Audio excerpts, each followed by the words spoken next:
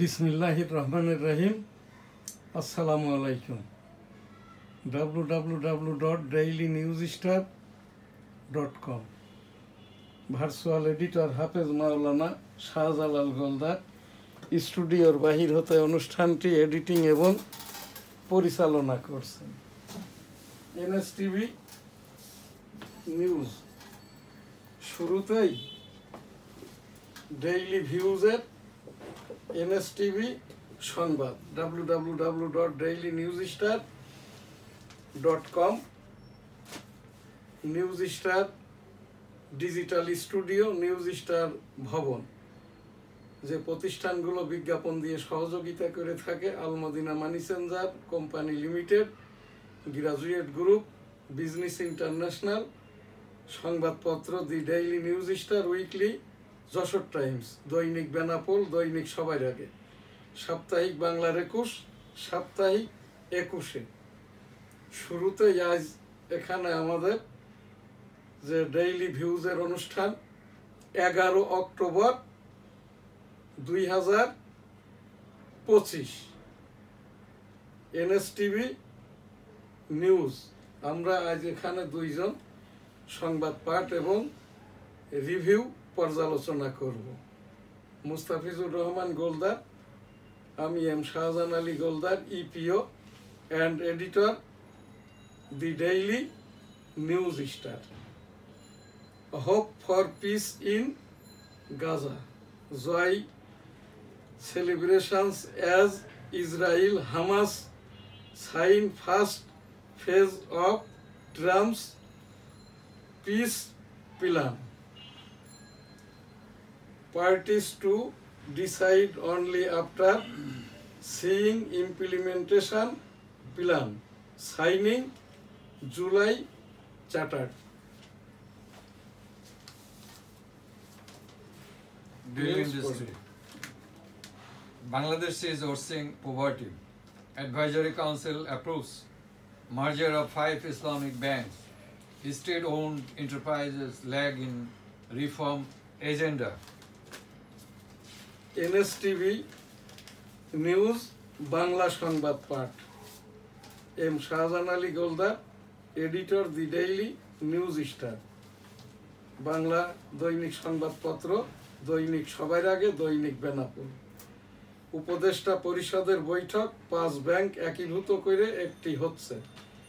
মাননীয় প্রধান উপদেষ্টা ডক্টর মোহাম্মদ ইউনূস মহোদয়ের সকল কথাই ন্যাশনাল স্পিচ।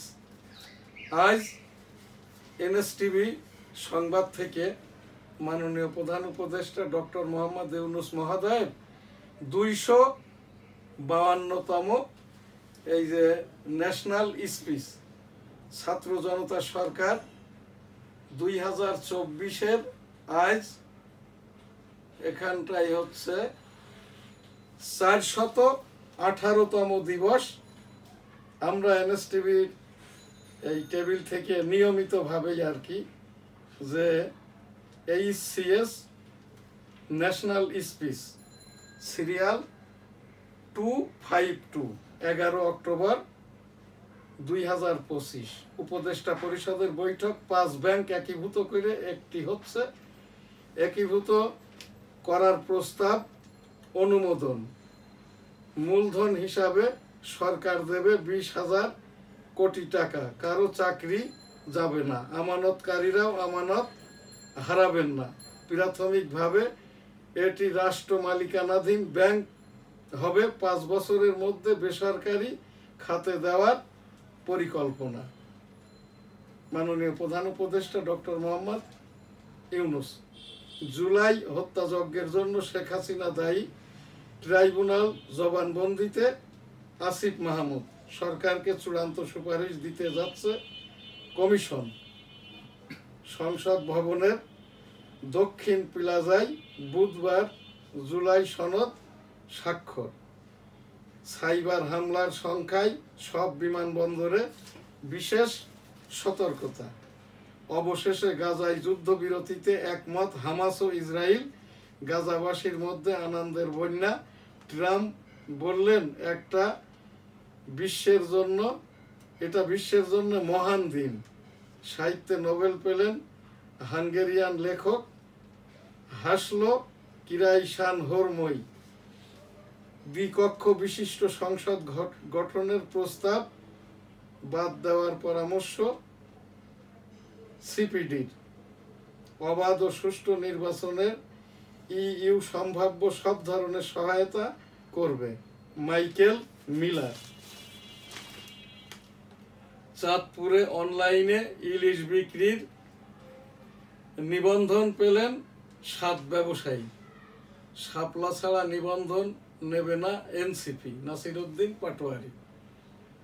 অর্থ সংকটে জাতিসংঘের শান্তিরক্ষা মিশন কমানো হবে 25% সদস্য। চাকসু নির্বাচনের বাকি 4 দিন, ইস্তেহার হাতে ভোটারদের দ্বারে দ্বারে প্রার্থীরা। দেশে প্রতি বছর প্রায় 13,000 নারী স্তন ক্যান্সারে আক্রান্ত হন।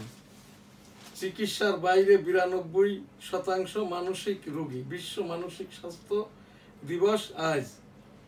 বাংলাদেশে সন্ত্রাস বিরোধী আইনে নতুন করে দমন পীড়ন বাড়ছে। HW একদিনে জাতীয় গণভোট আয়োজনে প্রস্তুতি ইসি। এখানে আর কি আমি এই ইসির একদিনে যে 2টা ভোটের আয়োজন করছে, এটা নিছক পাগলাম। পৃথিবীর কোন দেশে, ইভেন বাংলাদেশেও কখনো এটি ঘটে নাই। এইটা এইরকমই একটি ভোট হয়েছিল 1977 সালে। আমি ওই ভোটের পুলিং এজেন্ট ছিলাম।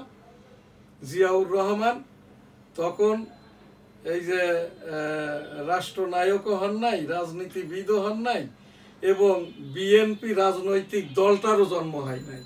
তখন ছিল জাগো দল। সেই ভোটে বৈষম্য হয়েছিল। ইয়েস নো ভোট আকারে সেই গণভোটটি হয়েছিল 1996 সালে। 91 সালে তো আর কি রাষ্ট্রপতি শাসিত পরিবর্তে সরকার শাসিত, অর্থাৎ প্রধানমন্ত্রী শাসিত সরকার ব্যবস্থার প্রবর্তন হয়। সেই রকমটা ভাবেও আর কি 1991 সালের সেই গণভোট আকারে এবং 1996 সালের জাতীয় সংসদ নির্বাচনও, যেটা ছিল নিছকই একেবারেই 14 দিনের সংসদ এবং শুধুমাত্র সংবিধান, সংসদ, ভোটাভুটি, নির্বাচন, স্বৈরতন্ত্র, গণতন্ত্র ইত্যাদি রক্ষার্থে সেই 1996 সালের 15 ফেব্রুয়ারি ভোটেও বৈষম্য হয়েছিল। আর 1977 সালের যে জিয়াউর রহমান সাহেবের ইয়েস নো ভোট, সেটা হয়েছিল 1977 সালের মে মাসে। 96 সালের ভোটে আমি নিজেই অংশগ্রহণ করেছিলাম। আর এই নির্বাচন কমিশন প্রত্যেকটাই কথা বলছে, হতে পারে, হবে, করব, করছি, হচ্ছে ইত্যাদি। একজন ইলেকশন কমিশনার কেন বলছে, এই যে প্রধান নির্বাচন কমিশনার ইনি হয়তো ভাবছেন এই রকমটা করলেই তাকে আর কি পার্মানেন্টলি আর কি 5 বছর মেয়াদের জন্য প্রধান নির্বাচন কমিশনার নিযুক্ত করবেন, কিন্তু এটা হবার নয়। কারণ এখানটাই আর কি ইতিমধ্যে প্রমাণিত হয়ে গেছে যে এখন যিনি প্রধান নির্বাচন কমিশনার, ইনি জামাতের ইয়ানত দানকারী নন, ইয়ানত গ্রহণকারী। এই যে রকম জামাতের কিন্তু চাঁদাবাজিটা 2 ভাবে হয়। যেটার পাক কালাম মহানবী মুহাম্মদ রাসূলুল্লাহ সাল্লাল্লাহু আলাইহি ওয়াসাল্লামের জীবনী কিতাব, মদিনার সনদ, হিলফুল ফুজুল, চুক্তিপত্র, কোনোটাতেই আর কি ওই মক্কা বিজয় রাসূল সাল্লাল্লাহু আলাইহি ওয়াসাল্লামের, তারপরে মহানবী মুহাম্মদ রাসূল সাল্লাল্লাহু আলাইহি ওয়াসাল্লাম এই যে 17টা দেশ বেষ্টিত মধ্যপ্রাচ্যের বাদশাহ ছিলেন, অতঃপর 6 মাসের আর একজন বাদশাহ ছিলেন রাসূল সাল্লাল্লাহু আলাইহি ওয়াসাল্লামের বড় নাতি ছেলে হযরত হাসান আলী রাদিয়াল্লাহু তাআলা আনহু। সেই জায়গারও কোথাও কিন্তু এই যে চাঁদাবাজির অপশন নাই।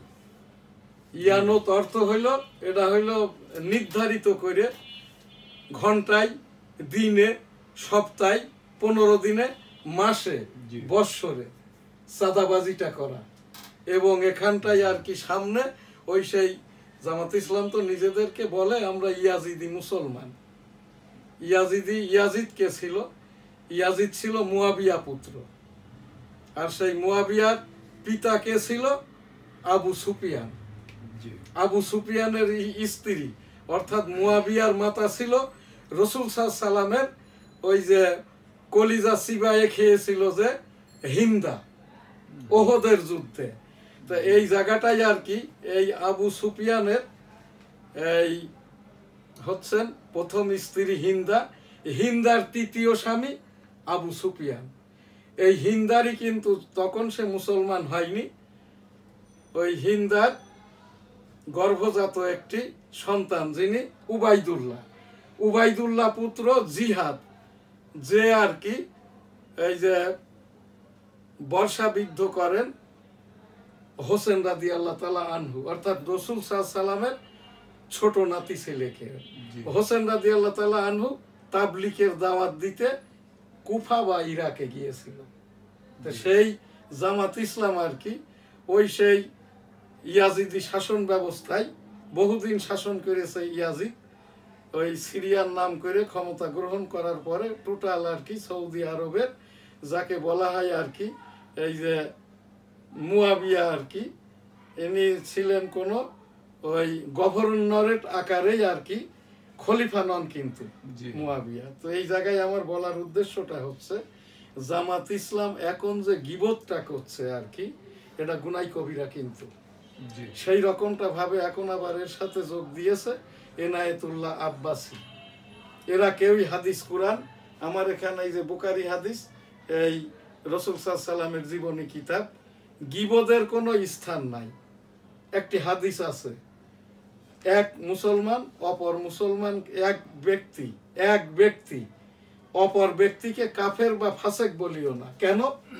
এখন প্রতিদিন প্রতিনিয়ত তাবলিগের মাধ্যমে রাসূল সাল্লাল্লাহু আলাইহি সাল্লামের বিদায় হজ, অর্থাৎ এই পাক কালাম হাদিস আল্লাহ ওয়ালাগণ পীর মাশায়েখগণ আলেম উলামাগণের মাধ্যম দিয়ে ৬৫,০০০ অন্য ধর্মাবলম্বী যারা মুসলমান নন, যারা কিতাবী নন, যারা ওই যে কি বলে এই যাদেরকে মাযহাবধারী নন, এরা কেউ নন, এইরকম ৬৫,০০০ মানুষ প্রতিদিন বিশ্বের এখন ২০০ কোটি মুসলমান, ৮০০ কোটি বিশ্ব মানবতা, ৮০০ কোটির ২০০ কোটি মুসলমান, ৬০০ কোটির মধ্য থেকে প্রতিদিন প্রতিনিয়ত ৬৫,০০০ মুসলমান হচ্ছে।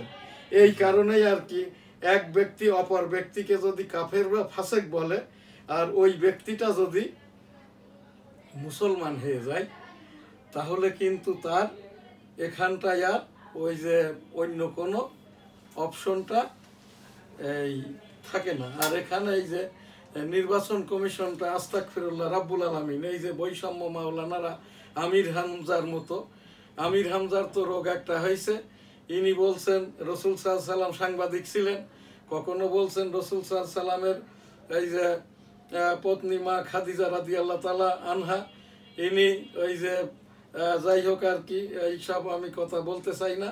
তো এইটার ওপরেই আবার এনায়েতুল্লাহ আব্বাসী বলছেন এইটা যে বলছে সে কাফের হয়ে যাচ্ছে, কাফের বা ফাসেক বলা যাবে না।